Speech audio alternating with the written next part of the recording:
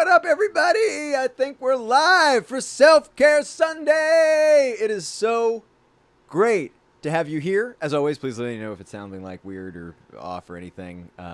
Probably a little bit out of sync, but so great to have you here for Self-Care Sunday. Oh my God, I missed you guys. It's been a crazy week. Awesome, problematic, all the things in between. It can be both. It usually is. And it's such a pleasure to get to take some time to relax and hang out and chat with good people, including yourselves and my guest today, Zach Libresco of Wolf 359 fame. If you're not familiar, Wolf 359 is an audio drama about some folks stuck in space dealing with each other because they're kind of big personalities that don't get along, and there's aliens, maybe, I don't know. You'll have to listen and find out. You can find out more at wolf359.fm. And yeah, it is a pleasure to have you here. Shout out to the folks watching not live. If you're one of those people, love you. Leave a like if you like it. Subscribe if you're not. Sign up for notifications if you haven't yet. So you can be one of the first people on planet Earth to know when we go live here, because that's pretty cool. I don't know. Anywho, it is a pleasure to have all of you here. I just want to say hi to some of the people in the chat. Alicia Workman, Thea Sinclair, Lucy C, Mitz Raim. Oh, man. You ready for some Zachs on Zachs? I know I am. I love this man, who is wherever could he be. Oscar, welcome. So wonderful to see so many familiar faces. And I think I saw some new names. What up, Wally West? So great. Definitely shout out if you're new here, because I love to welcome new friends. Ariel Lee, Will Higgins. Wow, the chat's moving fast. Eloise W. So great to see you guys here. Kian Newton. Hello. Kitty Francois. Rhinosaurus Rex. Bree Who Says Knee. Alexi Winter. So great to have you guys here. As always, we're joined by Tiffy. Tiffany has deigned us with her presence. She's on my virtual side here, but she's on my actual side here. Such a cute fuzzy ball. Health-wise, I'd like to do a little bit of an update. She's doing better. She's well. She's at that age that there's always kind of something going on. But anyway, without further ado, I'd love to turn to my friend, my guest, my collaborator, Zach Libresco, and talk about teamwork and what makes teamwork work. But first, we're probably just going to say hi and welcome him here, and definitely give him a huge welcome. Zach Libresco! What up? I'm going to clap right back. I'm so happy to be here, my man. It's so great to have you here. Oh, man. The joy of a live stream is like we just came together as opposed to we haven't already made lunch together today. That's right. I know. Yeah, we've been hanging out pretty much all day together. And it's been great. He had a podcast to record, and I have space for that. You know how that is, Zach. Just a little bit. If you haven't seen, just one more sort of update, just so you know, if you've ever thought about making a podcast, or ever listened to a friend tell you about this podcast that they're going to do that they haven't done anything about, or maybe they've started and they got stuck, I just put up basically my entire podcasting brain onto a Medium post. It's a 26-minute read. 26 is what it said. Jeez, yeah, Louise. Stop trying to shorten it. Basically, I just sneezed out most of my podcasting brain onto the internet, and you can find it at pod.how. That's pod.how. Un momento, por favor. And if you're thinking about, whoa, cool domain names, how do I get those? That's also covered in the article. Yeah, actually, though, my obsessive domain name purchasing. Yeah, and I can personally recommend this because when first somebody else shared and I said oh, that looks cool, I'll read it later. And then 3 other people shared and I said, oh, I guess I have to read that. And then I read it straight. Wow, you read the whole thing cover to cover? I read the whole thing cover to cover. Oh my God, even though I said that's not what it's for. I know. That's amazing. And then I said, that's a huge you know what? I'm going to read it straight through anyway because I'm so interested in what's happening. That's amazing. I definitely read faster over some of the stuff that was more over some of the That's stuff that's more expensive. That's what it's for. Yeah, I mean, because I thought, oh, I'm not going to get expensive stuff. Right. And did you like how I said, please, you can move along? This is only for those who care about going this fucking deep. But making podcasting achievable on whatever budget you're on. It's an awesome resource. That is my intention. And if you like it, please definitely press this button. I would really appreciate... Oh, you can't see. There you go. Press this heart button. It would mean the world to me, and we'll get this article on more people's radars in the Medium universe. So really would appreciate that. And, ooh, am I loud? Am I too loud? I can back off the mic. I'm sorry, guys. Anyway, yeah. So yeah, and if you are interested in more things like that, I'm probably going to do one like this about live streaming, and you can vote on that. I'm going to be putting up the topics that I might do. It's not just for patrons, but Patreon's supporters are making this possible. And if you are a patron of my personal Patreon /Zach Valenti, patreon.com/ I think it's in the corner there, you can vote on that. And I'd really appreciate your support. It makes all this possible. And I noticed some people are talking about the Wolf 359 patron-only live stream that is also happening today at 8 p.m. Didn't plan it. Just a day of live streaming. What are you going to do? Sometimes you do that. Zach won't be able to make this one, but we're talking about next month, and that's in August 28th. If you sign up for Wolf 359's Patreon, which is patreon.com/Wolf359radio, you got to make sure that radio's in there. You will actually get access to tonight's, if you still want to do that. I think it's like $3 or $5 a month, and they're a lot of fun. And yeah, who is going to be on tonight? Tonight, I believe, is myself, Gabrielle, and Sarah Shackett. The one and only Sarah Shackett. The one and only, and she is a veritable treasure trove of brilliance about writing, podcasts, and epic action adventures, and more, way more. Anywho, it's a kind of evil genius trifecta. It really is. But enough about other things than Zach Libresco. Let us turn finally to the one and the only Kepler. Oh god, it's just a character I play, Zach. So talk to me. I guess I figure most of the folks here know about us through the audio drama world. Yeah. Can you fill in the picture? Who are you? What are you up to these days? Tell me your story. Yeah. So I'm a mid-20s actor, producer, artist, sometimes usher, caterer for hire, son, brother, brother-in-law, half-brother. I definitely identify with the Slash generation. The companies I work with the most are Wolf, the Humanist Project, which took me on as a company member. It's a theater company in New York. We do a lot of Shakespeare, but we also do devised work. Right. And it's founded by two guys who worked at Shakespeare and Company for each over 20 years, which is a big regional theater in the Berkshires. And the mission of the company is kind of how to be the most yourself. So instead of viewing your life as your greatest piece of art, so as opposed to I am only myself when I'm acting, it's what if my whole life were my artwork? So what if I were most myself all the time? They say, Andrew, I love Michael Toomey, and Andrew Borthwick Leslie is probably my biggest mentor, but also one of my favorite collaborators. Tries to stay out of father figure role because he's 55, so he tries to stay out of that for me. But right. Absolutely a blast to work with. That's one of the most genius directors I've ever worked with, because he'll kind of dig into a script and say what is actually happening here by what's not being said, not just about what is being said. So can we actually unpack that a little bit? Sure. Just because this is Self-Care Sunday, that sounds relatively caring of the self. Sure. What does it mean to be most yourself, and how does that work? I guess what is typical for actors in your view that's not that?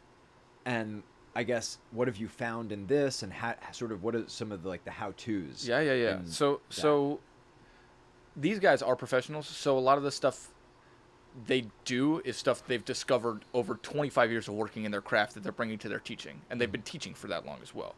But one of the ways the Humanist Project works is we play games, and you see what comes up for you in a game. So for me, what comes up for me in a game is I want it to be more complicated, and I want to win, and I want people to like me while I win. And the idea behind playing the game is what comes up for you in a game is probably what's coming up for you on stage. So it doesn't mean I want to beat my scene partner, but it means me as the character might want to win my scene, which is always kind of the objective. Right. So instead of so lots of different pedagogies teach us in different ways, like get out of your head, get into your body. The Humanist Project's way in a lot of the time is like play a game, see what comes up for you, and see if you can identify what's coming up for you when you play a game in your work. You were at my birthday in Prospect Park. Yeah. So we played this game called George, which is like a name game where these names. So hard, These names are associated in different spots in a circle, and when somebody gets one, when you get it wrong, you go back to the bottom, but the names are still associated with those spots. For instance, if Gabrielle was here, like Gabrielle would play George, he would be Zach, I would be. This is confusing because we're both Zach. Yeah, but let's say I was Steve. Basically, like if one of us messes up, or Gabrielle, we switch positions, and it would be like whoever is standing there. If it's me, I'm Gabrielle. Whoever's standing there would be Zach, and whoever's standing here would be Steve. So you have to really remember who was where. And when you're playing with a whole bunch of new people, it is like so terrifying because you're just going to get everybody's name wrong. So it's a low stakes game. It's a high stakes game because the low stakes of it is like you go to the bottom of the totem pole, which is effectively meaningless. Yeah. The high stakes of it is you're being witnessed by everyone else, and your performance is like how you're doing among your peers. So the question that comes up for me is like, when we played it in the park, there were a lot of new players, but I started as George. I started as the highest thing, and I didn't get out. So like I was very competitive, but I was also like trying to dominate, and then I would try to get away from the expert players when I felt like I was in trouble. So it's like, what comes up for you in that game, and how does that translate to your work, and how does your work translate to your life? Is there a difference between them? Can you find that difference? So I love that. Yeah, those guys are amazing at what they do, and using. Because when you're a kid, you don't think about, like, why do I want to win? Like, is it selfish to want to win? Right. Is it selfish to want to be noticed? Instead, it's just like, I want the thing I want, and I don't think as much about the consequences. Right. So how much can you kind of find out what you really are and embrace that and raise your flag really high so you can go with all the people who have your flag and say, like, we are the people who hate playing the name games. And we would rather just like lose those games and play a different game, right? You know, or whatever you do, and say like, we're gonna do this thing, and whoever wants to do this thing, those are the theater companies or the casting directors I'm gonna work with. Right. Fascinating. Yeah. One thing that you said that I really keyed into is this idea of like getting out of your head and into your body. Yeah. That sounds like mindfulness. Like that sounds like what I know of from like the meditation world and sort of the cognitive behavioral therapy world. That's new to hear from acting. Can you talk more about I think what in my experience what happens when like you get out of your head into your body, it's like I don't love that because it's a negative statement about a directive. Like if I tell you not to scratch your head, that's like gonna make you think about scratching your head, all of a sudden? or something. Right. Like I wouldn't give you a line reading to get you to do a line reading. Right. Right. So for me, like the way I get in my head is I'll think about my past success and try to recreate it, as opposed to thinking about what I want from you at this moment and trying to get that thing. Because that's an active thing about the present, as opposed to a reminiscence on a past success. Right. What is that like in the mindfulness world? The like get out. Is that like something about like in meditation trying to silence things? So I think that most people come at it from like I got to shut up the voice in my head, and it's not that. Right. I think like whatever you call it, and I don't need the label meditation because I think that can mean a lot of different things to different people. But what I'm familiar with practicing is it's really about yes-anding whatever comes up, sort of in the improv sense of like you never say no to your scene partner because it kills the scene and it's not fun for people watching. Yeah. If somebody's like, hello, Mr. Banker, you're like, no, I'm a fucking hunter and you're a deer. Boom, you're dead. It's like that's not a great improv scene. and so like similarly, so irreverent. When you're practicing mindfulness to be like, oh, I'm so stressed out about paying my taxes. It's like that's you're I think the common thing to do and the dangerous thing to do is shut up, shut up, shut up, you idiot, you're failing at meditation. It's like, no, it's like, thank you for the thought. Return to the breath. The way that, like, if you were working with a puppy and you were like, sit, and like, cute puppy, like cute AF puppy, and it like AF. walks away, you're not going to kick it. You're not going to like, torture this puppy. No. You're going to be like, come back. Like, oh, like, isn't that cute that you walked away? Like, just come right back, Right. sit down, Right. starting from scratch, sit. And so it's just like that, except your object, instead of, I mean, you are technically sitting, Mm-hmm. it's to key into just what's happening right now. Right. What's happening right now and right now and right now in my body, in my sensory organism, and like whatever is most obvious. Like, you don't have to make it hard. You don't have to make it a challenge. It's not about winning. It's just about noticing.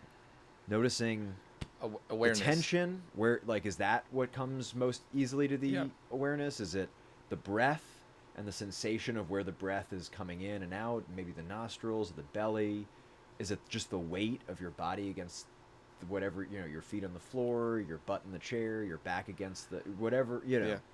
And like, if sitting up is painful, lying down is totally chill. And my favorite sort of traditions have it be okay if you fall asleep because your body is just taking what it needs. Yeah. And like, the idea is to eventually get to a place where your body doesn't need to pass out every time you lie down. And Mm-hmm. that's when things get really interesting. Sure. And the metaphor that I have is like, if you can think of your head as a spectrum, where the top of it is like, this is where we focus so much of our time, of like planning and executing and big ideas, and then back here is like the lizard brain, that's just like ancient and what the dodos had, that like kept it blinking and breathing until the last breath. And like, that is where we go to in these practices, and that's where like all these benefits come. And so I'm curious, like, have you found those moments of like, I guess, what helps you key into that sort of state of wordlessness and presence? On stage? Yeah. Or like in no, acting just, in well, general? because I mean, it sounds Or like in it's life. in Right, life, because it's all the one. world's a stage, right? Right. Well, a lot of the vocabulary you're using, or I'm hearing you use about mindfulness and awareness to certain things, is a lot of adjacent vocabulary to Linklater, like a different, like a breathing, freeing the natural voice technique that these guys at Shakespeare & Company trained in, because Kristen Linklater was one of the founders of that company. Wow. And it's something I have struggled with in that pedagogy, is trying to force something to sound like something else. But actually what teachers say is, like, you are working, like, I hear you working so hard, like, do something that's comfortable and easy for you. Right. Because, like, your voice is very powerful. You don't need to, you don't need to just go, you don't need to force it out. You just need to be free with it and relax into it. And that can have, I could use some of like, that, man. like, it's the difference between, for me, raising my shoulders and releasing them like this, as opposed to raising my shoulders just a little bit and releasing them just a little bit. Right. Right? It's just like, What's more natural? or just like, what's easier? Like, what's more what's more natural? What's more comfortable? Like, all those, whatever works for you. It's like Linklater, Feldenkrais. Like, there's a lot of different pedagogies that are like that. What helps me be most present in life? Was that the question? I guess, yeah. Just trying to like one of my goals in this sort of content universe of this and Focused as Fuck and all these things is like pulling out actionable practices, like stuff that folks can like listen to this and like go try something for the week. I think a couple things that have helped me in the past month are I've found time to integrate games into my life. That's awesome. I've joined an adult basketball league. Like, that's so great. Which is, I have so much adrenaline when I finish playing basketball. I'm on a body high for like 6 hours after sometimes, which is a problem when the game ends at 10, because I was up till 4 one of those nights. God. I'm so happy to be alive and that's just replaying the game in my head. Yeah. But I've been playing with my girlfriend Montana and my friend Adam. We've been playing a lot of board games and card games, and the best of those games are the ones where, like, they are about playing the game against itself and playing against the other players. So some of them are like Rummy 500 and Oh Hell, where it's like a bidding game and you're playing against like the cards you have versus the cards you think other people have. That's amazing. So playing those games really helps because it's a way for me to finding games and the people to play them with, because they help me help my brain kind of keep firing and enjoy my time with people and learn about them. Right. Like, what are their strategies? How do my strategies match up with theirs? And I bet that affects how we communicate as people as well. Right. So those are a couple of ways that I've been strengthening relationships through game activities recently. Yeah. That sounds amazing. And it sounds like sort of with the work that you do just around sort of noticing yourself, that self-awareness from the acting training, it sounds like bringing that not only provides like access to mindfulness, but also building your community and like your relationships with the people in it, like sort of your core circle, which I think is super freaking healthy. Yeah. Talk about Self-Care Sunday. It's Self-Care Sunday, ladies and gents. And for a convenient transition, Oh yeah. community, other people, teamwork, making the dream work. We really didn't plan that. We really didn't plan it. We're just that. The mind meld is real. But it happens when you're both named Zach. When you come into a room, we just Zach plus our Zach word choice syncs equals great mind meld. melding. Simultaneous speech is always fun in an improv show. 2 Zachs, 1 sentence. Ugh. Sorry, I had to. But so yeah, there's that expression, teamwork makes the dream work, and I was in a coaching program last year where I really it made it clear to me, like at that point, like Project Uplift was more or less on pause, and Wolf 359 was like blowing up in a disproportionate way, and it got clear in that training that the difference was the community, was the membership, was the people involved, not the like I could boil it down to like, what was I doing differently? And the only thing was I was playing with other people. I was working with other people. I was empowering others and letting others empower me in a way that with Project Uplift, I was more or less a lone wolf. Oh my God. Couple wolf puns. Jeez Louise. There's so many like things like that. Hold on, don't let me. Anyway. Was that threading to? Yeah, so that was threading to, one of the things like teamwork makes the dream work has been something I've been saying a lot this year, and something that I'm looking at. I've been really aggressively putting in a relaxed way and around other projects, but it's not enough to just say that, because teamwork is hard to make work. There's a lot of moving parts. There's a lot of like mixed agendas and communication. There's a reason that I think that that's one of the primary themes of Wolf 359, because I think honestly, communication is what makes us human.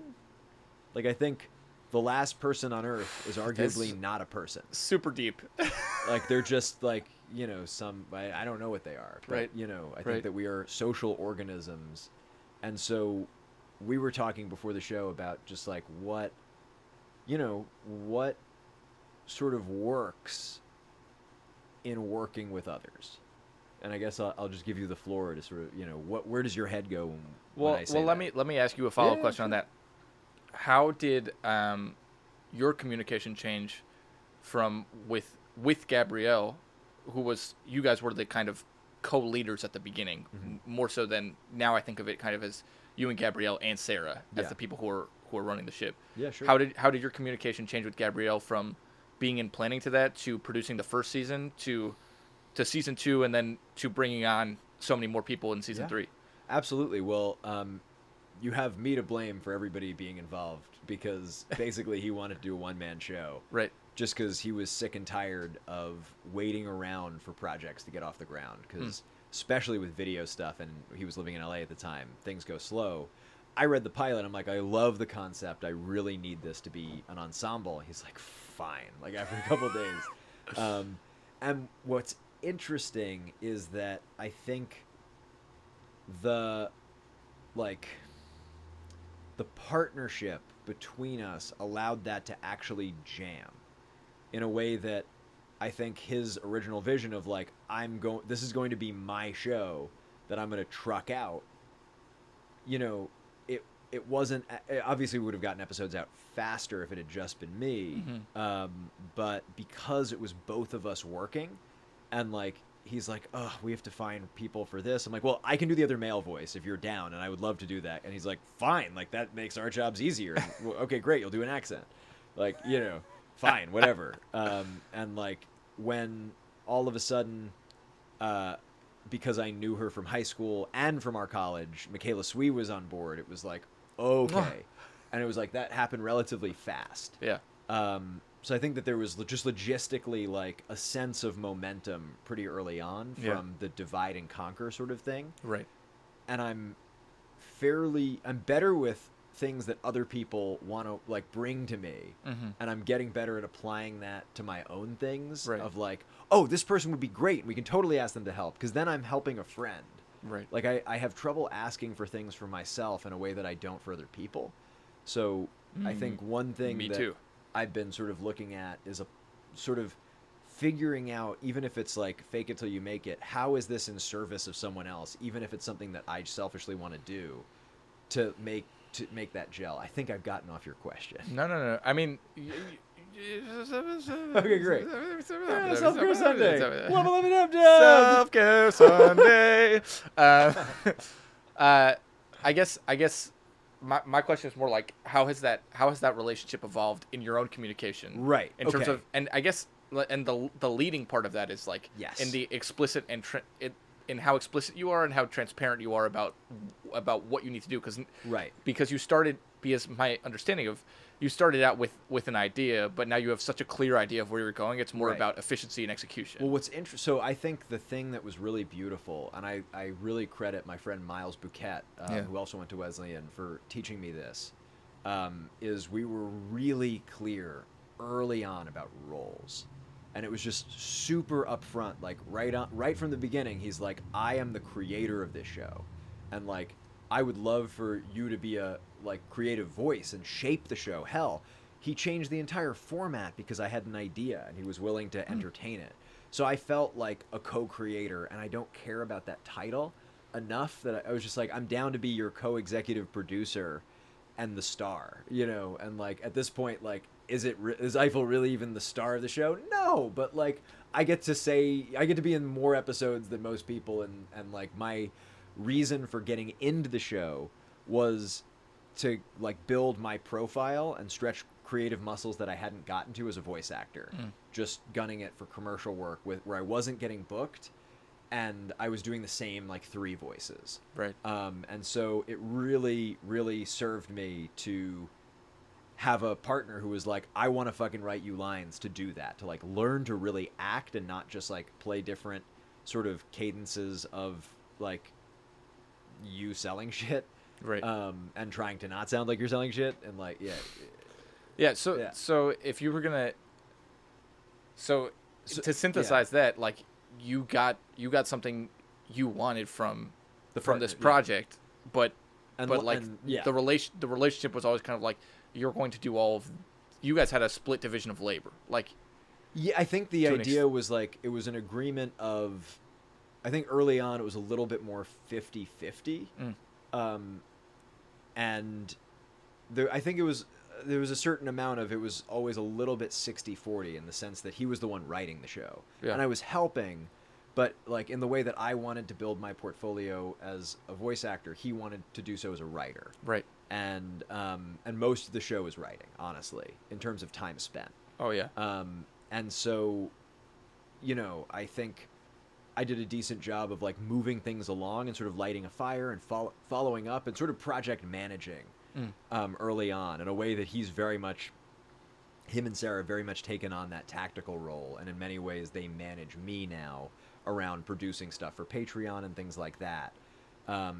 And my role has sort of evolved into more of a business development thing, where when we get various people reaching out to us about stuff, like I'm the person sort of negotiating and talking numbers and bringing in Sarah and Gabrielle where they can really like shine in a way that I can't, in terms of talking about the material and fleshing out the ideas and bringing in, sort of relevant examples from things that, work and explaining why they work in a way that would take me 6 times as long, like it did in the film major when I was like getting, B's while they were getting A pluses. You know what I mean? Sure. And like, I think it's just one of those things where we really sort of have, as the thing has grown and gone from this like labor of love to something that is still something we love, but is also kind of a small business. Kind of. Yeah, I mean, It's a small. explicitly. It's an like we have to explicitly. file taxes You're an LLC, now, and like it's a small terrifying, business. But yeah, we Yeah. figure it out. Yeah. And so it's just like as that's happened, we've sort of found like the gravity and magnetic pull to like where we best fit.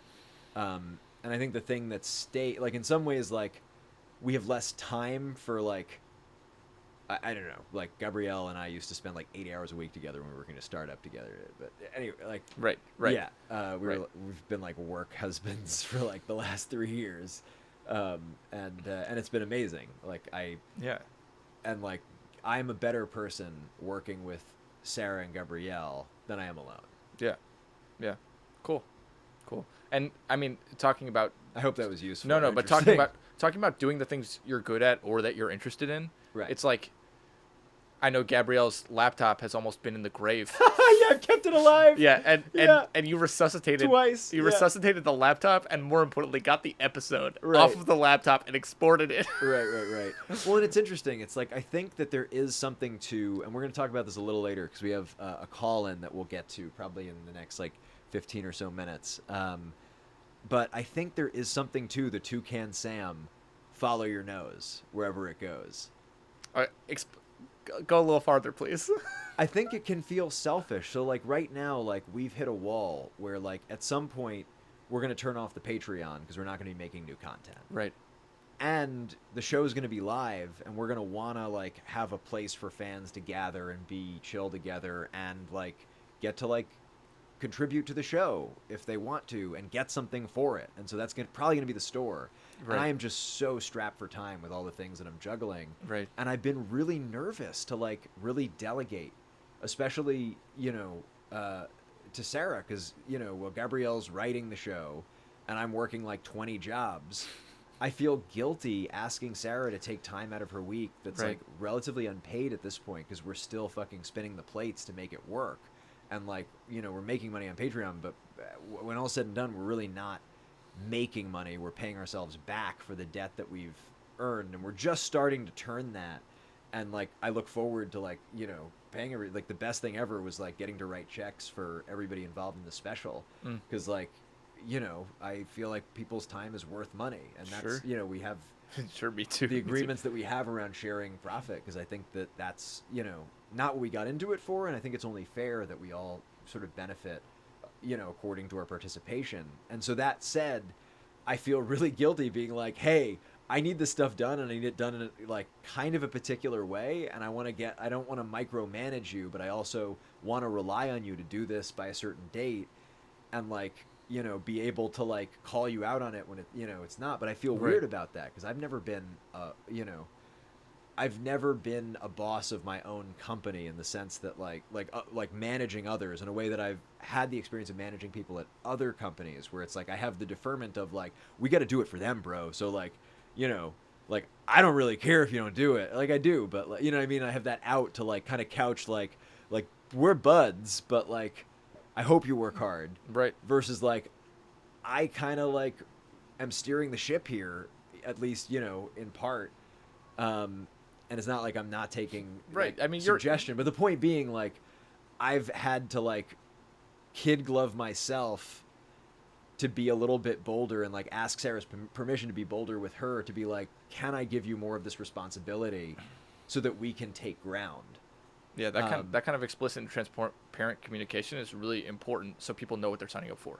And this is where I think one of the things that I've been, I've never been in a job where there hasn't been back talk about the management. You know what I mean? And like, Yep. it's something that I'm really sensitive to because like I like don't want to stop people from gossiping, and I also want to make sure that like there aren't blind spots that I could deal with if we were getting that feedback. And like I remember we had an interaction, and this is what gave me the idea for the episode was one of the things that we do at Wolf 359 after a season is over, and we just started doing this last season because before that the cast wasn't really big enough. It was sort of like one-on-ones, but we just did like a round table. I don't know if you want to explain. Yeah. So it was you and Gabrielle were leading it. Yeah, this is the camera. It was you and Gabrielle that were leading it, but not, or you, Gabrielle, and Sarah. It was me and Gabrielle sort of facilitating. Right. So they set up this thing called a post game to try to get feedback from the actors about things that were happening that they wanted to reinforce as doing well, and things that were happening that they offered critique on, where it'd be a space where critique could be accepted in a constructive way. Because there are a lot of systems of, it's hard to give. I think it's hard to give critique once you're like on the battlefield, because there is this like wall you're bumping up against, which is time. So like settling that problem might be lower on the totem pole than actually finishing the product the way it is and then getting to everybody's feelings later. Right. And can we turn the tables back to you for a minute? And can you walk me through how that's come up, whether it's in Wolf 359 or elsewhere, or something that you're comfortable talking about? Sure. That has been an issue that you've had to deal with, and sort of the tensions and just like your thinking process and what you did that maybe worked or didn't work. Sure. I mean, in Wolf 359 in the post game, what we did was and I guess like what was happening that wasn't working. Yeah.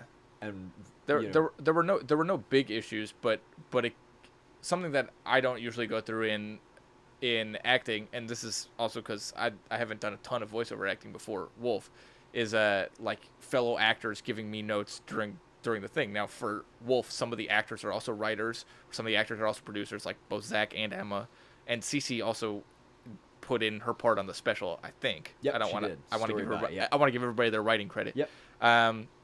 But I just raised with Zach. I said like I would appreciate if it is possible to do this in the time, if you could like either ask me if I want a note first or filter it through the authority figure in the room, so I'm only getting notes from one place as opposed to trying to do what I think is right, trying to also fit in notes from the director, and then trying to also fit in notes from the actor, maybe writer. Right. And it's interesting, right? Because I having never been a part of theater, in a serious way, I had no view into that world that was something that is like kind of not cool. It's a very like unspoken rule. Right. Yeah. And as I've like talked around about it, like totally an unspoken rule. You know what I mean? Like not just like something that Zach Libresco picked up. Some people have more of an ego about it than others, but for me, like since we've done that, whenever you ask if I want feedback, I'm like, yes, I do want feedback. Right. But you having asked means I've now signed up to accept it or deny it, like to hear it at least. And it's made me feel better to know that I'm like, we're on the same page about it in a way that like, because like when the show first started out and we had that clear communication of roles between Gabrielle and I, and the only actor that I was working with live was Emma, and she knew that I was co-producing with Gabrielle, and we were in the studio alone. He was in LA, so there was no director present. We just got used to directing each other. Right. And like coming from the world of voiceover that I do, it's like there's like two people in the room. It's you and the casting director or the sound engineer, and it's just like you're just spitballing ideas and taking takes on takes.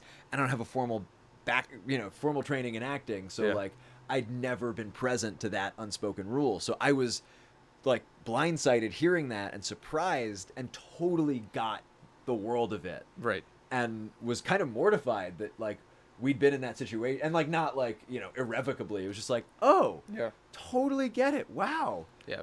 But the rationale behind it for me is about this idea of being present in the thing that I want when I'm playing a character, right? As opposed to like if somebody else sees something I can see, a really good director is going to help my action get to that action. They're going to ask questions. It's not didactic. Yeah. Where my note is, Zach, can you just try it like this?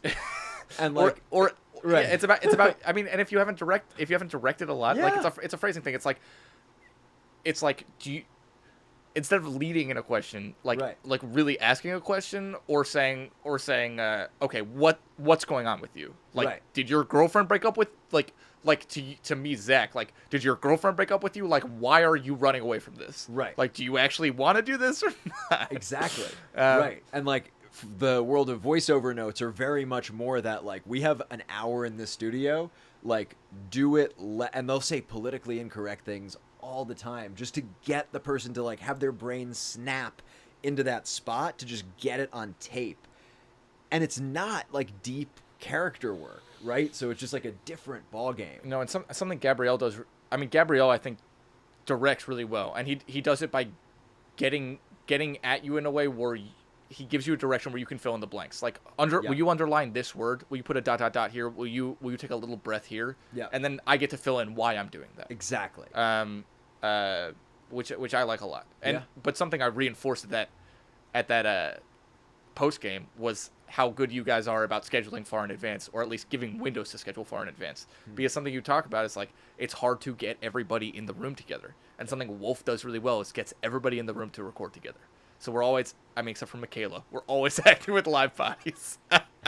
I love Michaela though. know, me too. The one time we had her was one of our best Oh my episodes. God, but that yeah. writing in memory is so good. Ugh.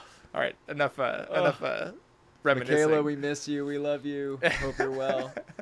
All right. So before we move on, I just want to make sure that you've had the floor to talk about just like I'll say one more thing about please. About creating spaces where you have to solve something and sometimes taking the time to do that. right. One of my theater companies had somebody get it. We were doing an equity showcase, so it was not a well-paid performance. It was like you're doing this for the credit, but like because you love doing this kind of art, which is not the kind of art you get to do all the time. Right. And one of my friends booked a job that was going to pay him really well, and like missed some of the tech rehearsals, right? But we had to have a big talk about that as a group, and some people wanted to drop the project. Like we'd been rehearsing for this for like for 3 weeks, but like really we'd been investigating it for 6 to 8 months. Right. And some of the people wanted to drop the project, but it was what was much more important than anything else was getting more information. What we ended up doing was one of our stage managers said, like, we actually don't have all the information, so all these things we voiced, like some people were like, I feel betrayed, I feel this thing. Instead of rehearsing that day, we took about 2 hours and really dug in to see, are we going to keep going? Yeah. Who wants to keep going? Like, the guy felt awful. Like, he felt absolutely awful. Yeah. And I understand why, but also, like, he worked so hard to get that job, and we still wanted him to do our job, and it was possible for him to do both. Right. We made some concessions. We didn't rehearse all the fights as much as we wanted to. Right. But we were still able to do it all.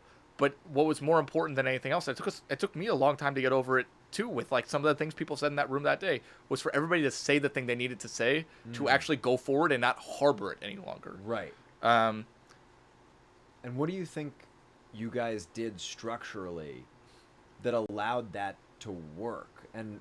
Or is it just like finding the right like, is there something magic about it that's like unreproducible, or is it like stars aligning, or is there something that any team can implement that would make a difference? I think it really helps to have people who have experience in conflict resolution to notice in the room who's not breathing. Because the person who's not breathing has something they want to say they're not saying. And what did that person in that room do when they noticed that? Did they call that person out? Did they take them aside? Like, we were all in a circle, and the person who noticed that offered to the other person, it seems to me like you have something you want to or need to say that you are not saying. And we are in this circle because we need to say all those things. Right. And even though, and the thing that person said was really important for us solving. Right. We didn't actually solve the problem in that circle. What we did was say, we don't have enough information. There are enough people here who are interested in proceeding, not walking away. Right. That we want to proceed. Like, we have put too much into this. Yep. But what we did there was kind of we talked some people like off the cliff of we're jumping out of this project. We're gonna just drop it. Wow. Which was huge for the company I was working with then. Wow. So it sounds like setting expectations realistically, where it wasn't like we're gonna stand in this room until we figure everything out. It was no, we're gonna air what's like we're basically gonna get out of the way what's in the way in terms of resentments and undelivered communications and upsets. Yeah. And get clear that we care, and we'll resolve like more later. Yeah. And But that wasn't totally set. The thing is, that would have been better. That wasn't totally set up from the beginning, not to me, because when I walked into that, my dad had a stroke the day before. Oh this my is God. this is over a year ago. He's doing great. He's doing great, by the way. Whoa. But so I came in late to that Remember that, discussion, yeah. and the discussion was blowing up. And I walked in, I was like, Oh, what God. did I miss? And then people were catching me up, and one of my buddy who booked the job was crying, like. Wow. But we got to this place where people were not okay, but we were on the same page. Like, not everybody's going to be okay. Right, you can't make everybody happy. Like, that's never going to happen. And even if you're making everybody happy, somebody might be happier than somebody else. It's not a zero-sum game, but it's not like everything's equivalent either. Right. Like, So- just because not everybody is happy doesn't mean it doesn't work. Yeah. Provided that people are committed to something bigger than themselves. Right. Because then, like, there are going to be times in life where our happiness is secondary to what we're out to create. Right. And- And if a lot of people, and if Not to encourage self-effacement and, like, you should definitely, like, be in touch with what you want and, like, communicate your needs. And I think that there are, like, for people playing really big games in life, that I think is appropriate sometimes. But I also think, like, if we had decided to scrap the show, like if the sacrifice had been too great, or if the timing totally hadn't worked out, Right. like that circle still would have been essential to that. Like it was the catch-all for all of that. It's just like there were different levels of happy people were Right. going to be with different results. I- And yeah. getting even just getting to talk, even just getting to say that is important. My mom always cites this thing, these first graders like have this problem tattling on each other.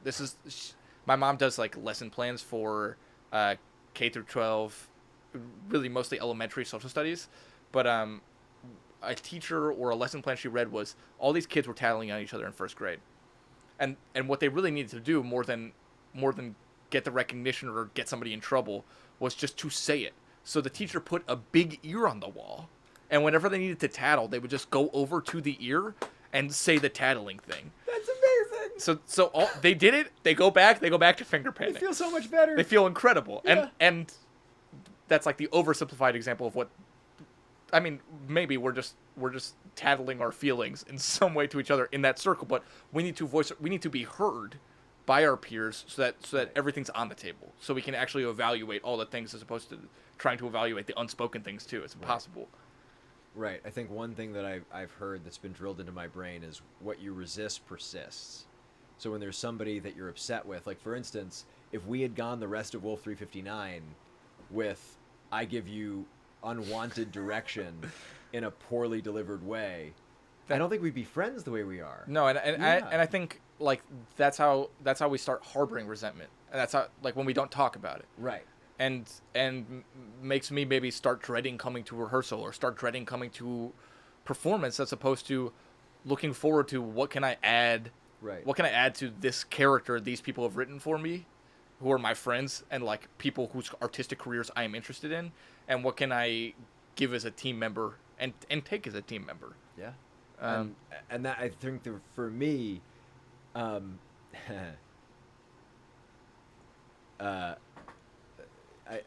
think there's always like getting feedback is equally challenging to giving good taking feedback well is equally challenging to giving feedback well, because I think it requires a willingness to look bad, and I think there's like a gut reaction to like, fuck you, you're wrong, and like, you know, like a defensiveness that's just human.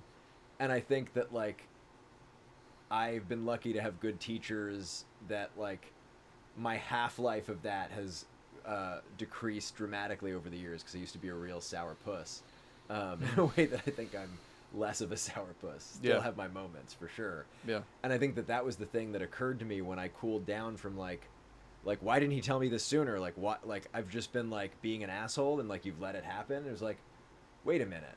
he's just been being really fucking polite to make this work because he wants to be a part of this project. Right. And now we get to be friends, and Right. now we get to like make this awesome. And like I am now armed to be way fucking more palatable in as an actor should I want to go to the theater, which would be a fucking dream of mine come true. Sure. You know what I mean? Like I just got a master class in like how to fit into a new world. You should really take class with the Humanist Project. Yeah? Oh my goodness, I didn't Where realize can I you were find the interested in schedule? working in the theater. Yeah. Oh, yeah. Well, we're gonna talk after. They have classes coming up this fall, so we'll talk after. All right, great. Which would be incredible. No, but talking about like taking feedback well, one of my friends who models this the best is Emily Hunt, who I know you know from Wesleyan. Yeah. She's at Columbia for clinical psychology, so she's kind of like overqualified for giving advice and then taking it on herself. Yeah. But she takes like I kind of think she will overreact to negative feedback and try to self-improve more than I think she needs to because I think she is already like one of the most amazing humans I know. Right. But because she's such a perfectionist, she'll take like any critique and go, how is the most selfless way I can take this and like run hard in that direction. Which is its own danger. Right. Which can go too far. I mean, I think she's such a model human being with her generosity, her selflessness, and like how smart she is, how hard she works. Incredible. But that's one of my models for how do I take critique egoless, and how do I try to think about if I weren't trying to protect myself from this feedback, how would I see it from the outside? Do you think this connects to being like willing to be vulnerable, or like what do you attribute that capacity towards? Vulnerable. I think it's the thing I think of it as being is like with advice giving and advice getting, how could you be like one farther step removed than you are? Well, the example I use is like instead of if I were giving advice to my child, if I were giving advice to my child, how would I give advice to them if I were their aunt? I still want what's best for them, but as if I'm not interacting with whatever advice I give them on a day-to-day basis. Right. So I don't know. That's really smart. Yeah. I love that. That's and then a great and then how would I take it that way too? Right. And I'll write letters. Like literally, if I have an issue with somebody, I'll sit down and write a letter because I just want to see it outside of myself and get it out of my head so I can go like, oop, that's just me being mad. Like, that's not accurate. That's nothing that they're doing. That's all my projecting. And then, oh, there's something that we can actually, like, work on. And I think that I have something that would be a contribution to the person and is something that if I don't say to them, I will not be authentic in my relationship with them. I can't say how much. I mean, I almost exclusively journal when I go to a really dark place. I wish I journaled more of the in-between places, to be honest. Dude, yeah, I'm with you. But in conflict resolution, the two tenets that save me, and these are both courtesy of Emily Ann Hunt, my best friend, are I statements and breathe 3 times before I speak. Which I don't do here because I'm not really worried about saying anything that is vitriolic. I'll watch the tape. But I statements because I can only actually know how I feel. Right. Can you model that? Like this is like it seems to me. Yeah. Like Zach, right now, it seems to me like you are very relaxed and happy to be here, but is there something else going on under the surface? Oh my god! No! I thought you couldn't tell. Improv game's so strong. Tiffy's like, I'm awake. Zach, Dad, you yelled. Apparently, cats only meow because people talk. They don't. Cats like don't meow to each other. How do cats talk to each other? Wordlessly, because they're like that. Because they're the superior race. In their 9th life, they're the 10th dimension. Oh man. Oh, they're so cute. She's so cute. Is there anything we should be checking out from the chat? Yeah, I was gonna say, let's switch gears to the chat. The chat. So I'm going to turn around here. Oh, thanks so much for having me here on Self-Care Sunday. Such a pleasure to have you, brother. Self-Care Sunday is what I just said. Self-Care Sunday. Self-Care Sunday. There it is. Alrighty. So let's see. I have a question from the phone universe. Right. This is a return guest. So let's go to the tape. I'm going to play a snippet of this message because it's a 3-minute message and it's amazing. But I can sort of sum up the gist of it. But first, let's take this question. Oh God. 1 second. I gotta.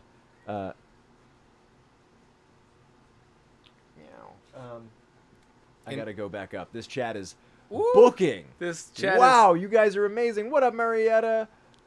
So good to see you here. Tiffy, Lindsay you sweet Johnson. little boo. Hey, Fallen Star Burning. Oh, Tiffy, where are you going? Tiffy, you sweet little kitty kit. I will bribe you with food. Do you want some food? Do you want some treats? Oh, she's stretching her legs. Yeah, actually, it's probably healthy that you walk Yeah, around. it's so we're good. gonna let her do that. You can look at the snack. It's like my dad standing up and down. It's good for his joints. This is a non-sponsored snack. Maybe I'll email these people and try to get them to sponsor the show. That'd be funny. Oh, that'd be great. Just like one bag and you give them a little sponsorship. Yeah, right. All right, let's see. Tiffy, you think about jumping? Who's got a question? Somebody had a question, and then it disappeared. 'cause No, this chat Tiffy. is crazy. This Is she is- trying to leave? No, somebody just wrote no Tiffy in the chat, which I was reading from over yeah, her it's shoulder. catching up. Okay. Kean Newton asks, hey, if y'all are looking at the chat, can I ask Zach L? Thank you for clarifying. That helps a lot. That's me. Thanks. What's your favorite thing about voicing Kepler? Also, Zach L., my friend Eric really looks up to you and admires you. Thank you. That's awesome. So yeah, Zach, what's the deal, bro? What's your favorite thing about voicing Kepler? I love playing Authority Dad. I love that the angle of this character has kind of shifted towards something in my sense of humor that I'm familiar with if I don't do all the time, which is like, hey kids, you're gonna do some extra duties today, and if you don't, I'm gonna put you in handcuffs. Yeah. Timeouts for everyone. In terms of some of my favorite, I think my favorite time in studio was when during Long Story Short, which Sarah wrote. That was such a blast to record, and That was your idea? I think it was we were riffing off of something, but Got it. I give Sarah all the credit for that. All right. I have no idea where the riffs. I think we It's do so much riffing in rehearsal. so that hard to tell where some ideas start and end collaboratively in this. Somehow so. the idea came up in a rehearsal, but Sarah, That's great. Gabrielle, She ran- and yeah, they made it team amazing, turned it yeah. into magic. And I think we all credit Sarah for some of the most, like, the funk band. Was that you or was that her? No, that I was think her. No, the only one that I improv that made it into the show was that's the last time I saw Maxwell's feet. Yeah, that was good. That's hilarious. It's funny with Jacoby, especially with the cheeses, because it's like cheeses and feet, and So there's just good, a lot so of weird. funky smells going on there. So fucking weird. But that was probably my favorite episode. That was my favorite recording experience, partially because it's salient, because there's a lot of playing within a structure, but there's no, okay, Zach, now improv a bunch of lines. I mean, it's a tightly run ship in a great way, because that structure is there for us to play in. But that made that episode so fun. That energy's a lot of fun, and I, for better or worse, have gotten more of those opportunities playing Eiffel, who is a little bit more of that sort of wild card character. Right. That's like constantly near death and like needs to be screaming something crazy that like Gabrielle doesn't have the time to like, Right. focus Right. on. You do a lot of those screams kind of with whatever you've got going on. Yeah, and like we've been working together for so long that there is a little bit of mind meld where like I think he trusts that like I'm gonna land the plane in an Eiffel place on like how he fucks up a Hail Mary when he thinks he's gonna die and is like allergic to religion his whole life. So, Right. Anyway. Right. Yeah, that's great. I love doing All Things Considered with you guys, but I didn't have as much fun stuff to do in that. I know, yeah, that's funny. But playing off you guys and kind of lobbing up the pitches for you was a blast for me to see where you'd go in so studio. fun. Yeah. Oh my gosh. That was so fun. And Hero's lines to come in at the end too, with the different things she said based on who was telling the story. I love that episode. So ridiculous. That was a great run in season 3. Oh man. Yeah. Season 3. That's the shining beacon right now. I mean, it's all. Season 3, let's be honest, it's like Breaking Bad season 4. It's when we're really firing on all cylinders, I think, or when we start. No, I'm not saying anything negative about the episodes that are about to come out, which I won't say anything about. Kitty Francois asks Zach Libresco, how do you feel about whiskey? I do drink it on occasion. Do you like anything particular about it? So my girlfriend Montana, who's currently recording Queer Kid Stuff with Lindsay Amer and my friend Former Emmy guest Finkel. of the show. Yeah, former guest of the show.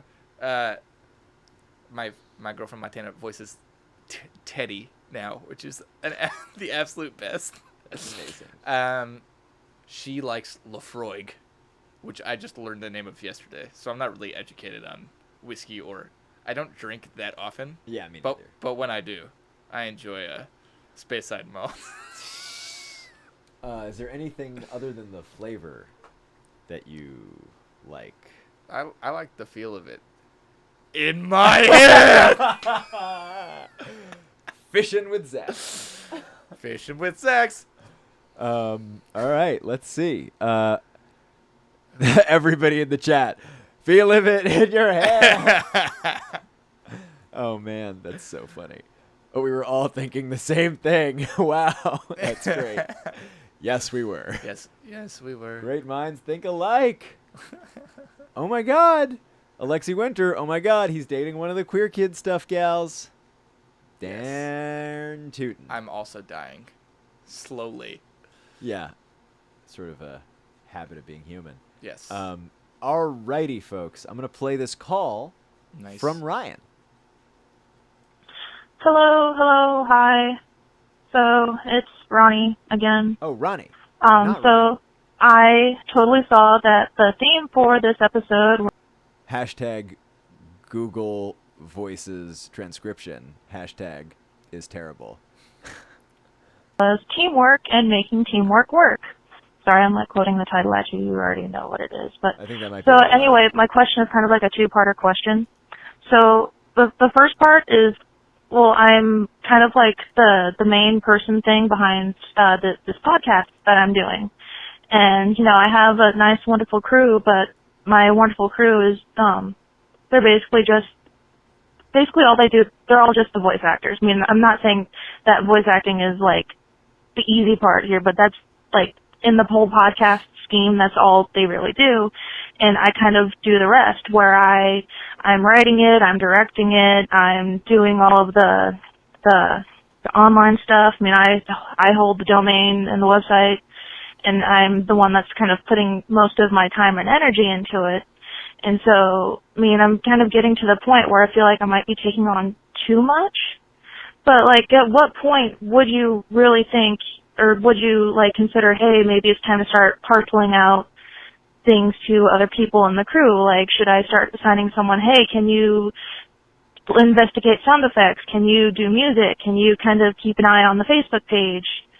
Like, at what point do you think I should do that? But then at the same time, the main issue that I'm kind of having is the fact that my crew never wants to like, they're never like super available to do like rehearsal stuff, in which, you know, I kind of understand we're spread out across the country, so we can only kind of do things together when the time zones align correctly.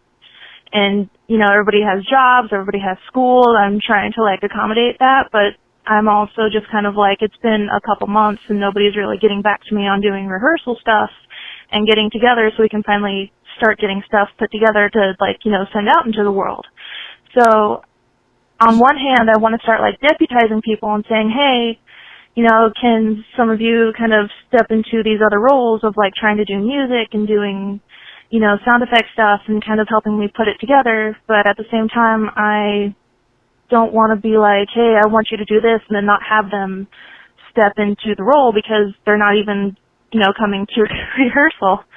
And, you know, it's just kind of a thing with me.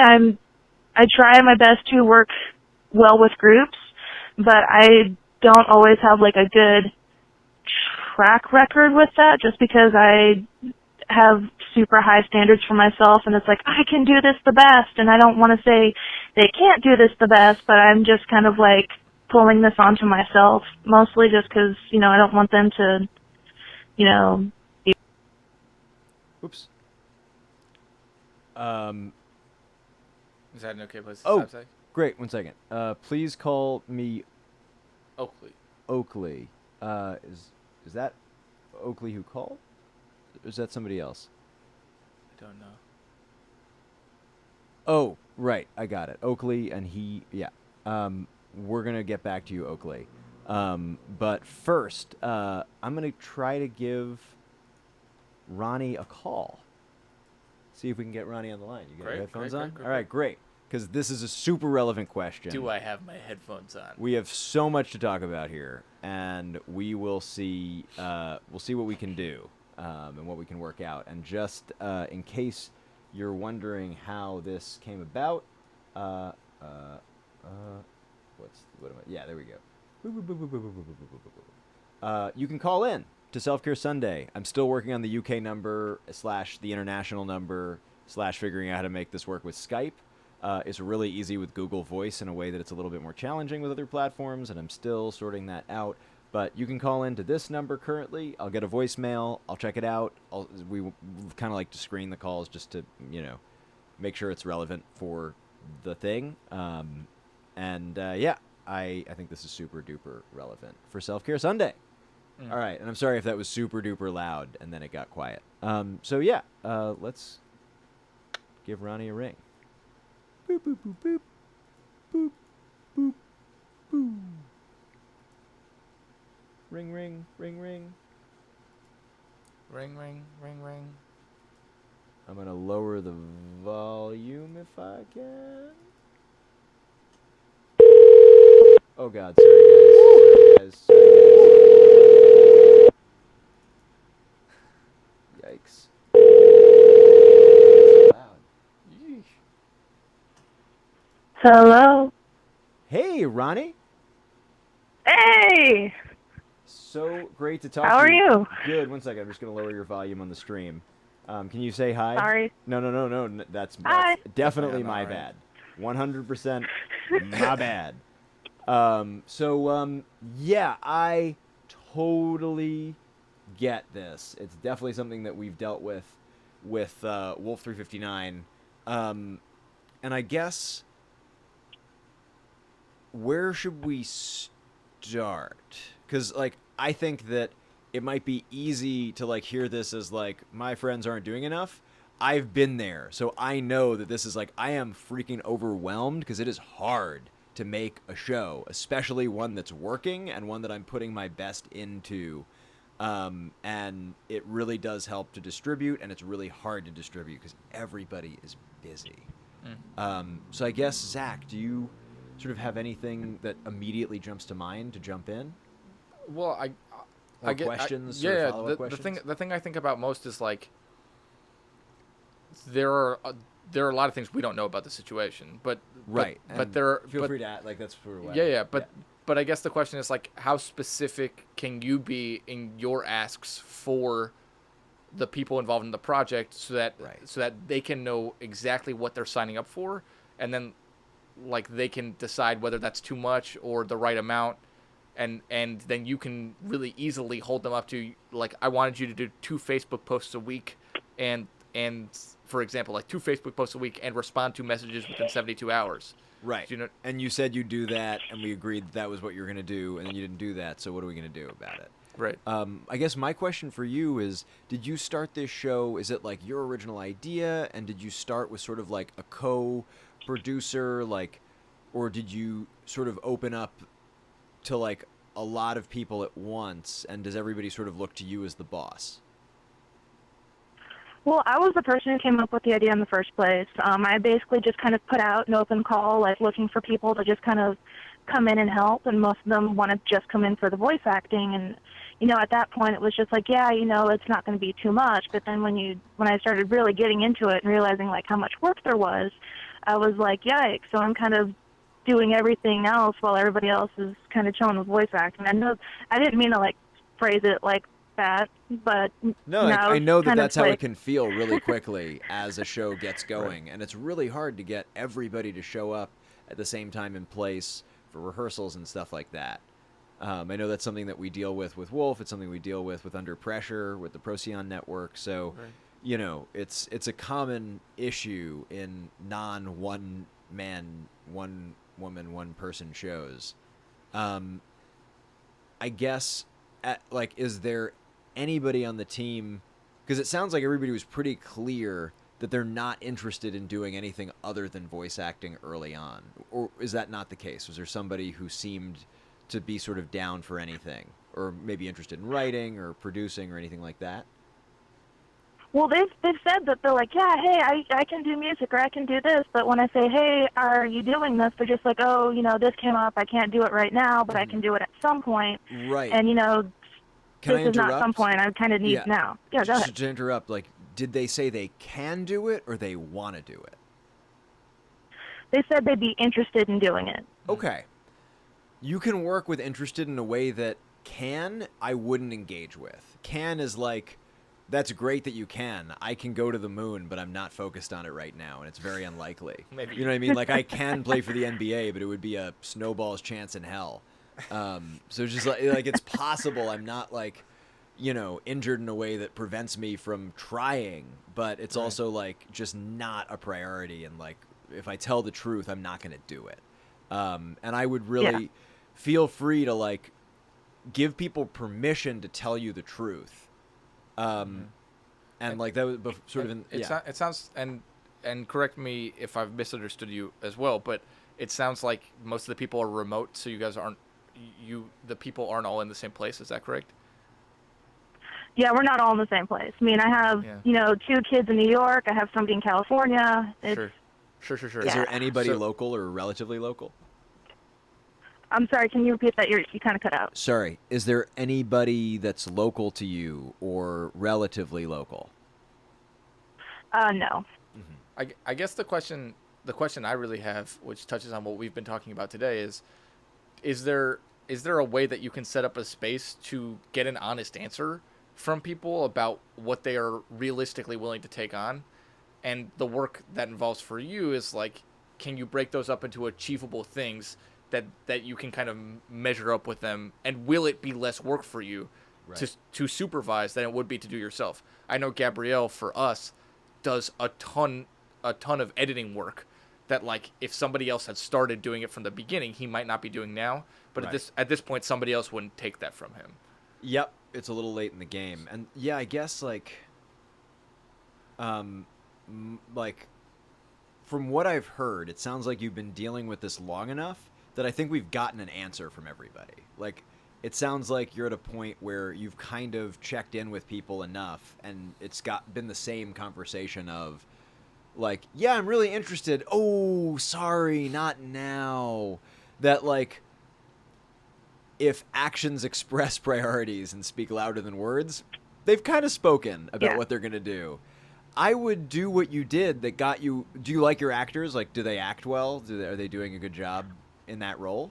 Oh, yes, they're Awesome. magnificent. That's I love them so much. So I would assert that you're really good at putting up job postings and hiring people.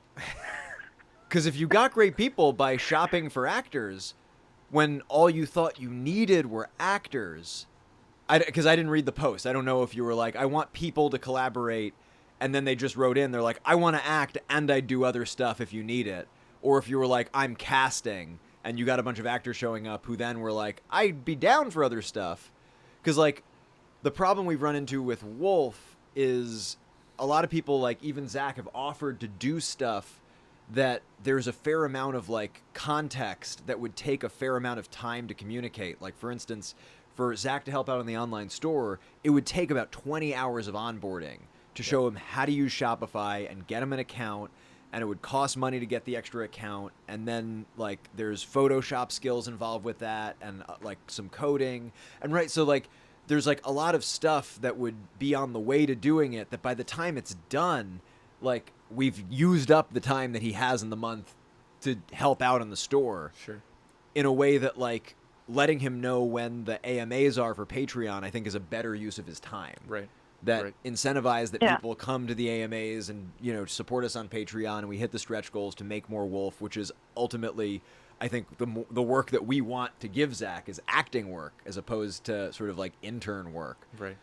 In a way that I would be shocked if on the community on Tumblr, or even the community here on Self Care Sunday, or just sort of, I know there's the audio drama Slack, I'd be shocked if you took the skills that you use to get those actors on board to find an editor or to find assistant writers, or to find producers, or people who'd be willing to take and selfishly interested in taking some of that off of your plate. Some of those things. If they're not already at a level where they're getting paid a lot to do editing, because then they're building skills with you as well. Right, exactly. Somebody who's selfishly interested in that place that I was in 2014 and Gabrielle was in 2014, where we both were like, nobody's hiring us and we have skills. Let's make our own resume point. Right. I know there are people out there that would love to work with you and would be lucky to work with you. And I think the thing that I would leave you with as like a homework assignment, if you wanted one, would be to just start by making a list and like set a timer. Don't spend more than 20 minutes on it. And if you need like another 2 20-minute sessions, like take them. But I would just make a list of everything that you do to bring the podcast from an idea in your head to a file in the stream. A file in the feed. Live streaming, podcasting, who knows anymore. So yeah, I would make that list and then circle or highlight the things that you love in like green, and then circle the things that you despise in red.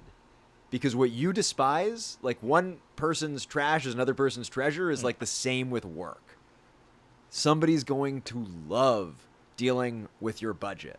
There's somebody whose just mind is built for numbers and they get off on that. And so I would like make that list, take a look at that, and then you can start to look at like those skill sets and activities that you can then put together in the sort of post that you put out about actors and present it as an opportunity as opposed to a favor, where you're actually providing an opportunity for somebody to level up in a way that they want to level up, in a way that, I mean, with the, the terrible metaphor this is because Pokemon are slaves, but, they get to level up by fighting. Theoretically, they like fighting. I actually think that they're slaves. Or to take this away from Pokemon, find people that sign up for the job you need to be done the way your actors signed up to be actors. And if the actors want to sign up to do something else, you can offer it to them if they are going to like show some kind of commitment, which so far they may not have done. But just jumping off of that.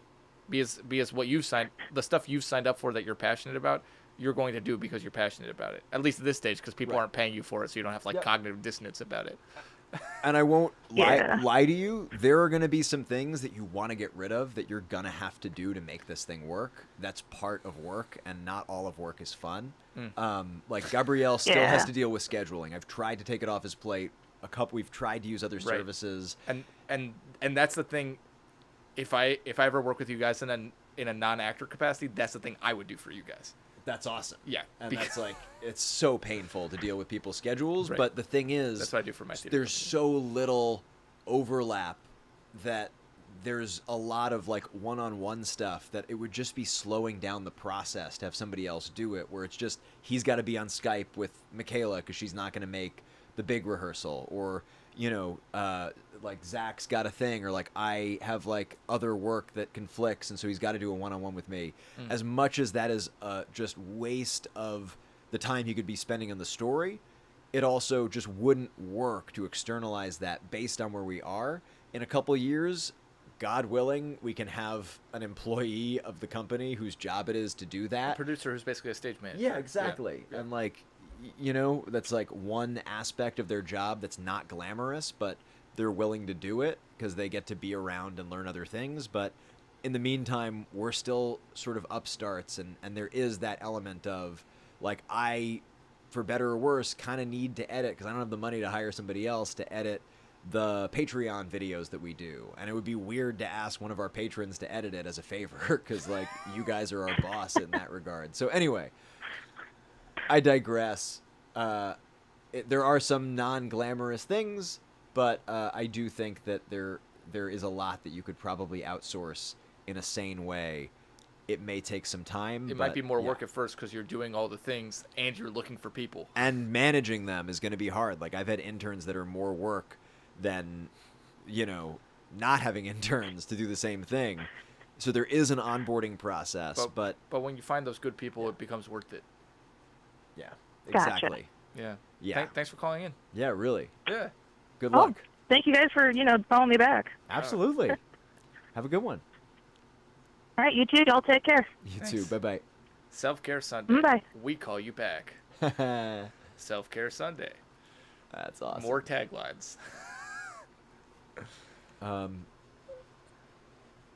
Cool. So before we go to our next call, I just want to take a check at the chat. Alexi Winter, looking for illustration and graphic design jobs. Super cool. Let's see. Everyone who has a dog, tell them I love them. Rachel Porter Chastain. Love it. Selena Gomez, Swedish fan. Zach's. That's us. Please help me. I am writing a one-man fictional podcast. How would I keep it interesting in the long run? And would you like to, from the top of your head, give me some weird ideas for storylines? That's funny.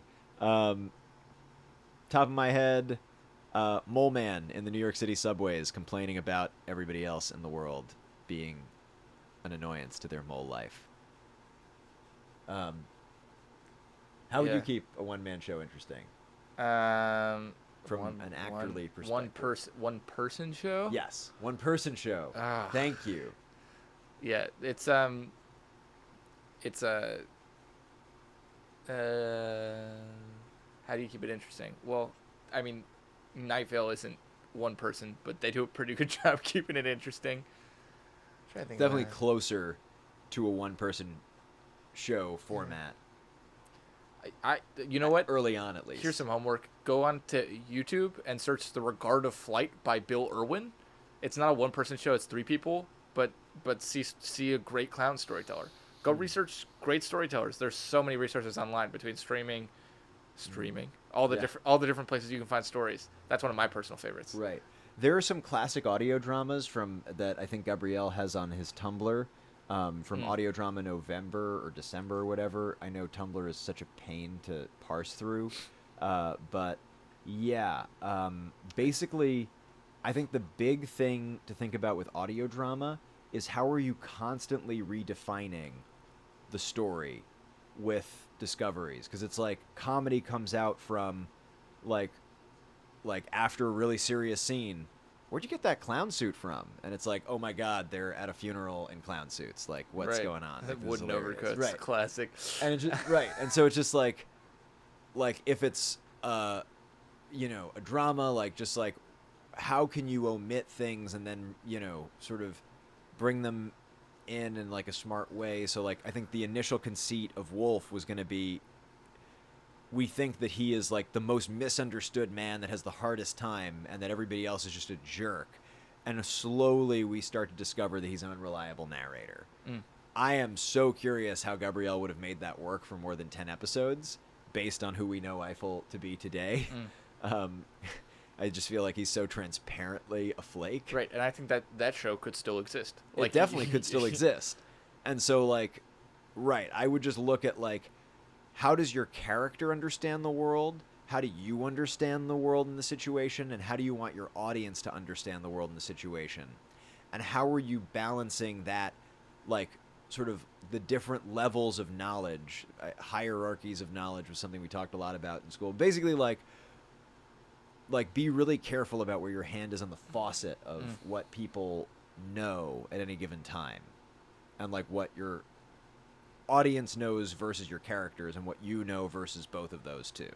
That's a great point. Yeah, I've done so much. You guys have done so much writing and planning for Wolf that you're in a really different perspective from that. Dude, I'm literally just a fly on the wall of Gabrielle and Sarah's brilliance, and I get to write some once in a while. Yeah. It's crazy. It's a masterclass. No, but just like watching they go through work. They go through so many levels of editing. I mean, even when we're in the rehearsal studio, like Gabrielle has to pay us to add words and take away words. No, that's a joke about when we add words. Zach makes a joke like that's a nickel. A great transition in a moment to the second call, which I think is about improv, unless Google has horribly transcribed. Translated. But first, Oakley, he had a question about tips for adjusting your schedule for adjusting your schedule to mandatory work and the work revolving around your craft. So first, before I answer that question, I want to shout you out, Oakley, for doing me a huge solid in honoring you, because I can only go by the names. There's just like a lot going on in a stream. You have a different display name, and so if you want me to say a different name, and if you have pronouns that you want to make sure that I call you, I try my best to keep them neutral, and I have biases, and they're not perfect, and I appreciate your patience with me. And so definitely correct me, call me out. Feel free to do that. We really appreciate I request it. corrections. Yeah. And so I appreciate it and just wanted to shout that out. Oakley, thank you for telling me the name that you prefer and telling me your pronoun. Please keep doing it, and at some point I will remember. But I apologize if I forget in the future, but thank you for doing that. That's great.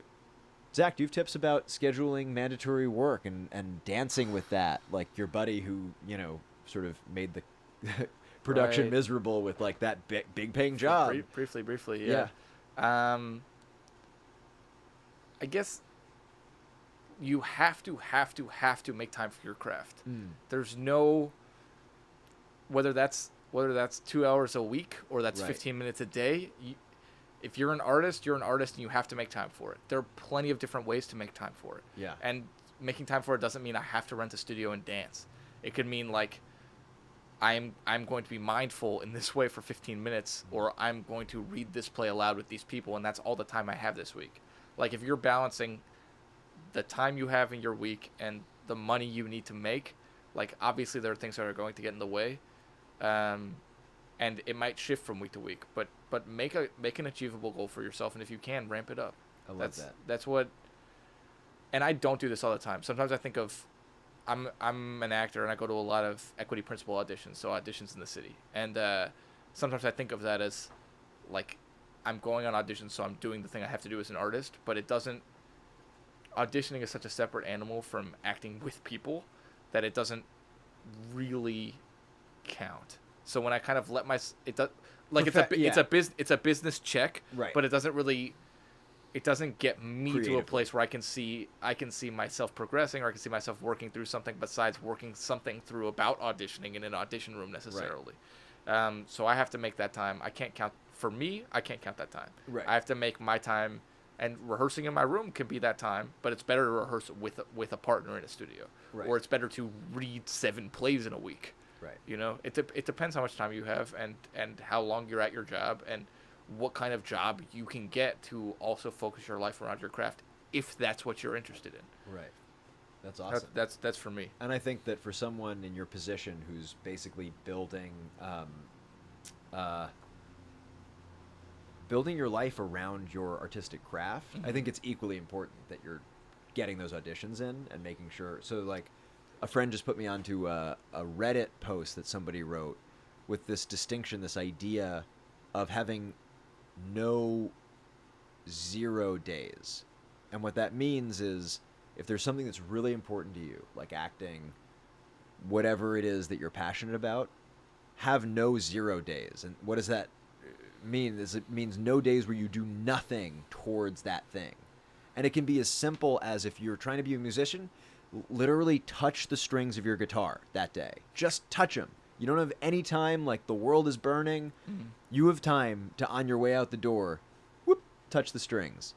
And that is a non-0 day. And so long as it is more than 0, you're winning. You're like on the path.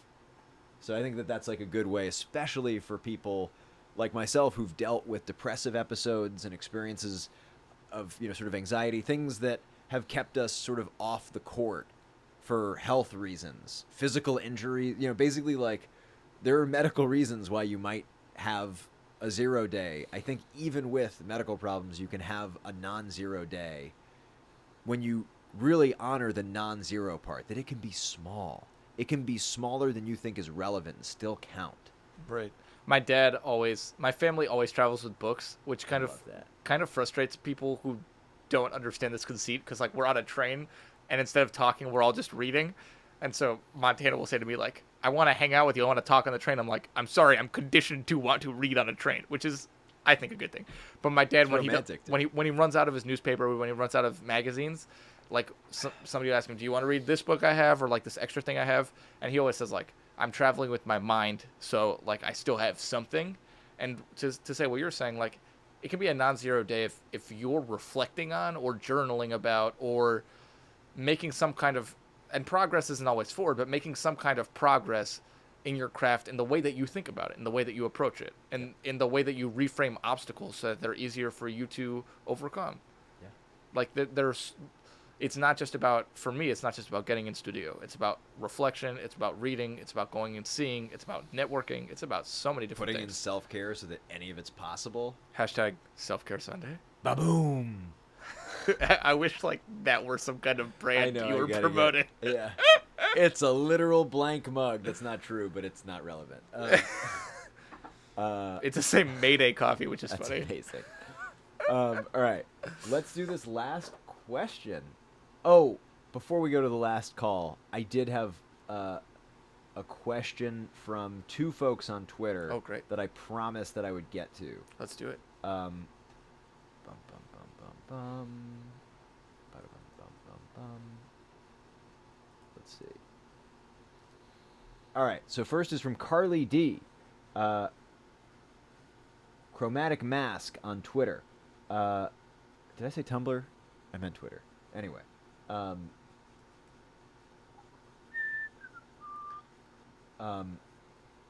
the question is,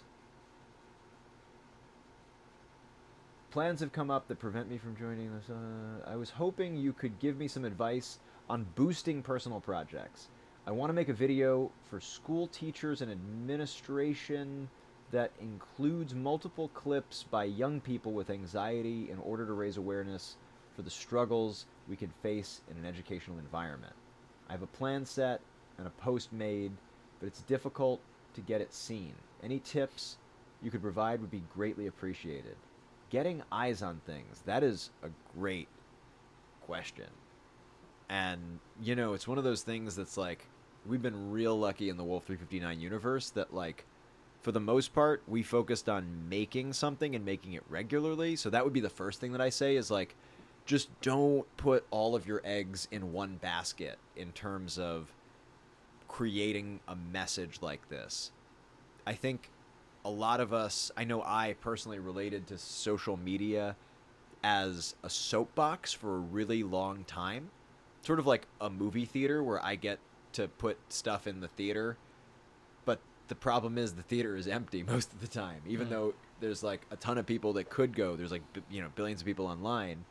Problem is there's so many theaters of all, you know, all of us have, that each one is pretty empty. And so becoming an influencer, there's like, you know, there's a gap between your first post and your 10,000th post. Mm-hmm. And I think the biggest thing that clicked for me was when I was watching a video from Casey Neistat, and he explained something that he learned from watching a bunch of YouTubers, which is that great YouTubers are treating the platform as a conversation, not as a presentation. And so it's awesome that you have a great video planned. It's awesome that you have a mission with this. And I would just ask yourself, how can you make it more of a conversation than a presentation? Can you solicit people to submit videos so that there are people around the United States and around the world, if you're not in the United States, or if you are, because everything's global these days, in my opinion. If you're not thinking globally and acting locally, think about it. And act about it. Maybe do something.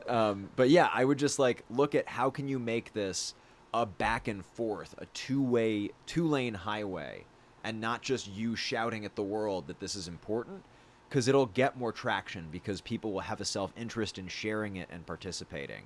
So I would strongly recommend that. And this is something that when you talked about it in your So You Want to Make a Podcast article, I really resonated with.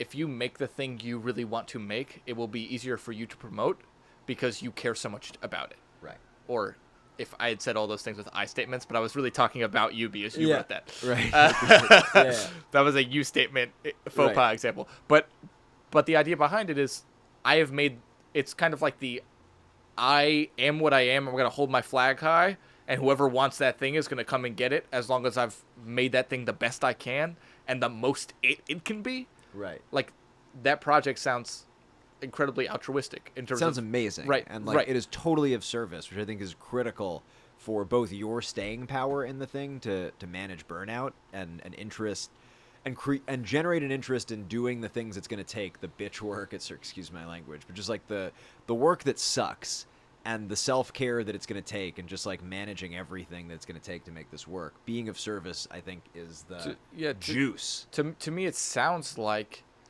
it doesn't sound like the project is done yet. It's in process, right? But it sounds like when that project is done, it'll help that you've just put it out there. But what will really help it is doing the research to make the personal solicitations to the people who can get it to the other people who need it. Right. Like, you might not be that connector, but writing in like local superintendents or local principals or local lead teachers might be a starter way, or like from your old high school and then the high schools around yours. And any place you have a personal connection, somebody will be more willing to read your email very carefully. Yep. I think is a good place to start. And I would start by writing really personal emails, write them one to one, and like do your research and clone the people in your personal network that are excited about it in other networks. So like if the principal of the school is stoked about it and had to sign off, ask them if they'd introduce you, be willing to, make introductions. I bet you that they have friends that they go to educational conferences with throughout the year that have a community that would love to participate, that will then amplify whatever signal you're putting out, because they have a self-interest, because their students are in it. So yeah,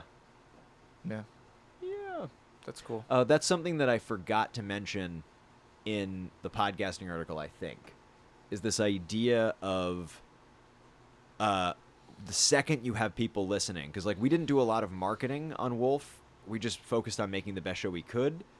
And then the second that people were talking about it, we were listening really closely to find people talking about it. And the second that people were, we met them where they were. And we were like, let's hang. Let's be friends. Oh my God, you're making art?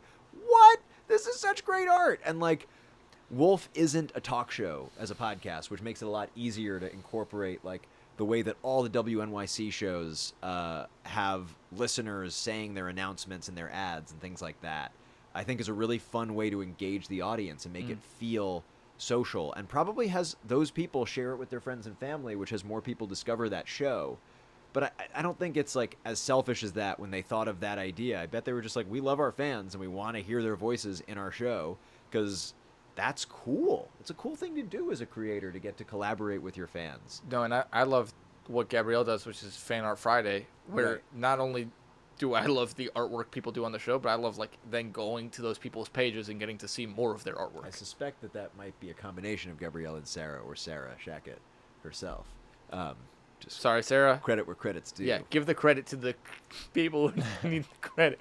Cool. I think that's what I have to say about that. Anything else? No, that's great. Awesome. Was there one more there Twitter question? Was one more Twitter question. We are running out of time. I got time. So I'm going to save it for, I think... well, you're losing time. Yeah, I'm losing time. You have to nap before the AMA. I think I'm going to save that and the other question for next week's Self-Care Sunday. Oh, great. A couple things before we go. One thing I want to just plug next week's guest. We have Kasim Rashid coming on the show. He is a lawyer and a badass and an activist and just a really interesting guy. This is Kasim Rashid's Twitter. He is really just an incredible source of information on Twitter, really has rounded out my perspective of current events, and brings a loving, caring tone to issues that I think can get really divisive and misunderstood. And he's super patient with context, as a Muslim activist and just somebody who just exudes sanity in strange ass times. So I'm really excited to talk to him. He was going to be with us last week, but he got the flu. Thankfully, he's better now, and he'll be with us next Sunday, 3 p.m. Eastern Standard Time. So we'll see you right back here. But before we go, I just wanted to give Zach a chance to plug some of the stuff he's up to. Yeah, so right now I'm working with the Humanist Project, my company. We did a 13-show run of a 5-person Macbeth this past spring. We're looking to bring it to a wider audience this coming spring, so a little ways from now. But if you're in or around the New York City area, come check us out. And this is the humanistproject.org. The co-artistic directors teach a class about kind of. Oh, and you can just sign up just like that, right? You just click right in the corner. You can sign up for the newsletter just like that, yeah. Great. And they teach a class about essentializing. See if you can find the lingo for that, because I forgot it. But Michael teaches a clown class, and then the unavoidable self is the acting class they teach. Nice. We got the unavoidable self. Like who's the you that you're leaving out of the room, but like who's the you that's like trying to bust up into the room all the time. That's fascinating. Yeah. I'd love to figure I'm gonna sell Zach on this class if he wants to get in on acting. Amazing. We're gonna have classes I think on Mondays and either Wednesdays or Thursdays for clown. So I'll give you more of the info later. But if you want to check us out, we're thehumanistproject.org. Word. Wow, this is a great website. And we use that Terrence quote, "Nothing that is human is alien to me." That's kind of one of our things. Yeah. Anyway. I feel like that is a sane quote for these times. It's a sane quote for our times. And you can also follow Zach on Twitter at Zach Libresco. Quelle surprise. Quelle surprise, qu'est-ce que c'est? Bon. I'm on Instagram also as Zach Libresco. Yes. And that's just, you just changed the Twitter to Instagram. Woo! Instagram. Instagram. Instagram. My new startup. Instagram. Awesome. Yeah, he's got great stuff up there. It's a lot of family, theater, or food stuff. Yeah. It's Emmy Super Finkel. Cool. Oh my God. Who's this guy? Salad Monster. The Plant Monster Reborn. I love it. You gotta rebrand you as the Plant Monster. The Cookie Monster of salad. Yeah. Nom nom nom nom nom. The Chicken Monster of all things not chicken. I remember this. This is awesome. Yeah. We did some modeling back in the day. He's in New Zealand now. You know that, right? What an awesome artist. Awesome, guys. Well, as always, we love you. I love you. Thank you so much for spending your Sunday with us. So freaking great. This is like my favorite time of week. So yeah, just super shout out to all of you for participating. Thank you to my mods for managing the chat and for just being a huge support. Thank you to Lyra for all of the timestamps that you've done. It makes a real difference so that people can skip around. And I know Lyra's really busy right now, so if somebody else is interested in timestamping, that would be huge. Basically, it's just writing down timestamps when topics change so that we can put that in the description, because it makes it really easy for people to skip around the long-ass video TM that this ends up being. .fm? .fm? .af? .ls live stream? .live. There we go. .live. Zach.live? You can check out this whole series. We're on episode 19? I think 19. Anyway, that's a big number. I'm surprised. 26? Already here. Yeah. 42? And I can't 7? actually block you out because I have headphones on with your voice piping in. This is not going to work. So yeah, really appreciate that support. It makes a big difference. Super big shout out to everyone who supports me personally on Patreon. You guys are amazing. We're getting closer and closer to the $1,000 goal that I have to bring Focused AF back as a series, as a regular series. I think it currently says as a monthly show. Thinking about maybe making that a weekly show instead. Maybe making the $500 level a stretch goal. I haven't decided yet, but I'm going to put some voting stuff out. I'm putting together some polls for the $3 patrons. $10 patrons have like all the back archive live streams that I do with Tiffany. and other random ass stuff that I do that's kind of embarrassing throughout the week that I don't want to be live forever. So that is the archive access, and we do like a one-off private live stream, which is more of like direct coaching with one of the people, usually from the $25 level. That's the Creator Club. So anyway, just wanted to sort of plug that world of things, because the more time that I can spend serving you guys through Patreon, the more time I get to hang out with you guys all the time. And the less time I have to like work for clients, unless they're companies that I really want to support, that I then don't have to charge as much if they're nonprofits. And like, my life gets super interesting the more it becomes unplugged from needing to find clients for other stuff. So you guys make that possible. You also make Wolf 359 possible. And I just wanted to plug Wolf 359's Patreon, Wolf 359, patreon.com/Wolf359radio. And we are so close. We're like, I think $400 away from another special for all of the things you never wanted to know, but totally wanted to know. What two characters will Zach Valenti play this time? Yeah. That's not a that's young not Bryson running Carter. That's not a running theme of the show. Yeah. So yeah, check us out. We're going to be streaming tonight, 8 p.m., in case you haven't had enough of me. But Gabrielle will be here and Sarah will be here, and they're going to do a lot of awesome stuff. And Tiffy will, of course, be here. We love you guys. I love you. I'll see you next Sunday when I sit down with my guest. So many things in my head right now. Kasim Rashid. Not on the screen. I remembered it in my brain because I'm so blown away by his work. He's an amazing author and scholar and just an awesome guy. And I'm psyched to get to ask him what his favorite cat jokes are. Dad jokes are. Dad jokes. He's a dad joke enthusiast. So anyway. Oh, love dad jokes. Au revoir until next week. Love you. You'll see somewhere on the screen I'm going to put up a link to subscribe, and somewhere else there'll be a video that YouTube thinks you'll like. Check it out. Subscribe. Like this video with a thumbs up. Tell me you like it. Thank you, guys. There's so many ways to support other than Patreon, and sharing this and inviting friends to come hang out is just one of them. And just being here is the biggest thing. So thank you guys. Where's the button? Oh boy. And we're out.